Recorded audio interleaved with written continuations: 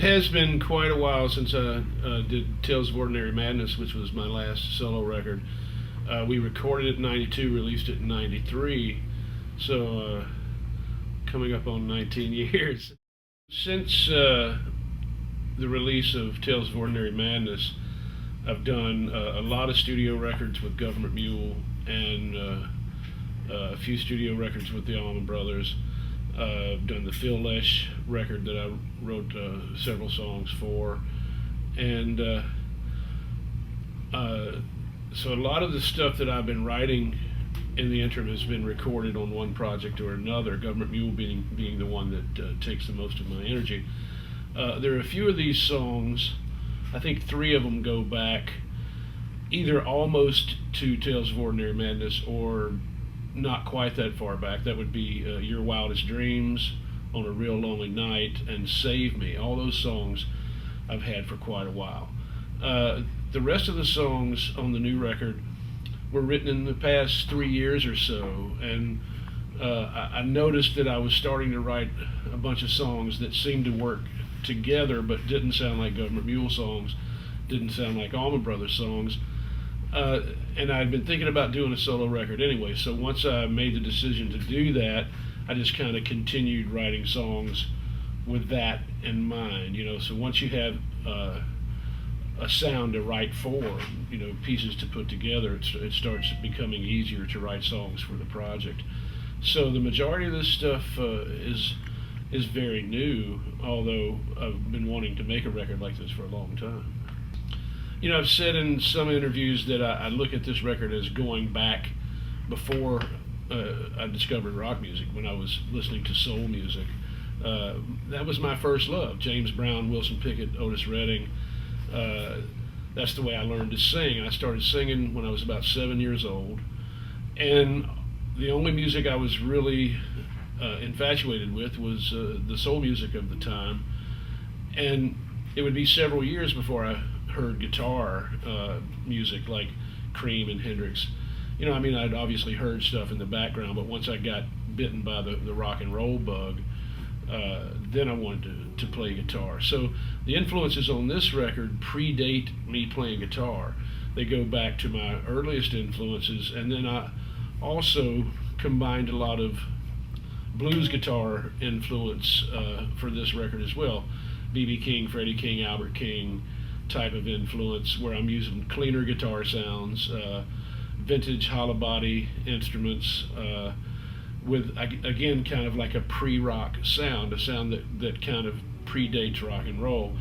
And I was just looking for the right sound to complement the music and enhance the music and represent not only the songs and the direction that we were taking them, but also to represent the era that influenced those songs, you know. So in some cases using sounds completely different than I've ever recorded, you know, and using like my D'Angelico hollow body and stuff like that, you know, which I don't think I'd ever used on a record before. But it was really fun to take the challenge of matching the guitar sounds to the music, but also making myself play differently and sing differently. So it was really a welcome challenge. You know, I also had 2 keyboard players playing simultaneously. So it's Ivan Neville in the left side and Ian McLaughlin in the right side. So I didn't have to worry as much about holding down the rhythm. I could take more of like a B.B. King role. I played more rhythm than B.B. would, but I would play like simpler rhythm parts and then a lot of just fills and accents and stuff like that. And of course we recorded live on the track, everybody in the same room looking at each other. The guitar solos are live, recorded on the basic track, which is the way I much prefer to record. I'm not a big fan of overdubbing when it's improvisational music. I think the only way to really connect and get the interplay is when everybody's there together. Doesn't mean that I don't enjoy it when that comes around, when the overdub situations happen, but if I have the choice, I always prefer to do it that way. I think with the new record, the songs and the vocal performance are a little more center stage. They're a little more the centerpiece of the music. But having said that, there's just tons of guitar playing as well. It's just the songs aren't as guitar driven, I guess, as say a Government Mule song or an Allman Brothers song. But again, it's a chance for me to express myself guitar-wise in a whole different way, which has been fun for me.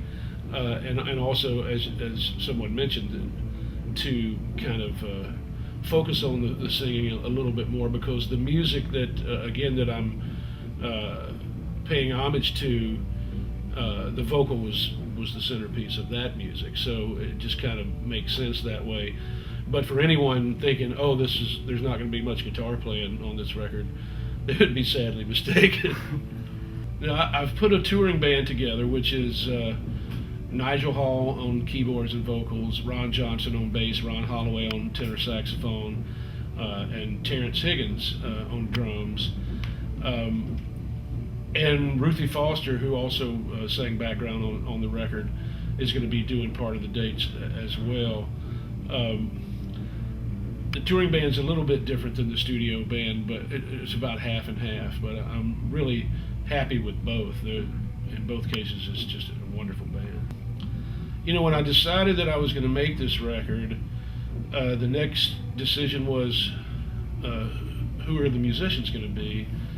And I just made a list of my first choices: George Porter Jr. on bass, Ivan Neville on keyboards, Raymond Weber on drums, and of course Ron Holloway on saxophone, and Ruthie Foster and Ivan on background vocals. I had an idea that the two of them together, mixed with my voice, was going to be a great blend. We had never sung together. I'd sung with Ivan and I'd sung with Ruthie, but the three of us had never sung together till we got into the studio, and it was like, wow, that's a great sound.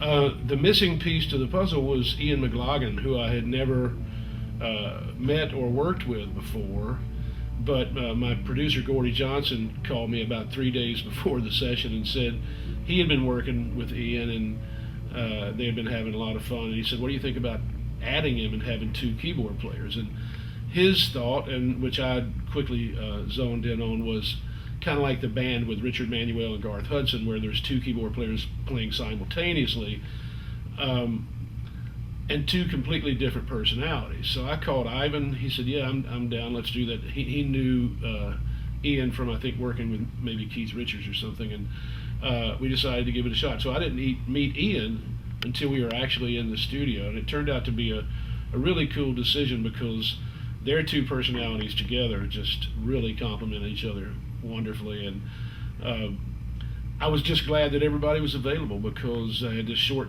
window of time that I wanted to record. But thankfully it was January. In January, most musicians are kind of chilling out and getting over the previous year, so it worked out.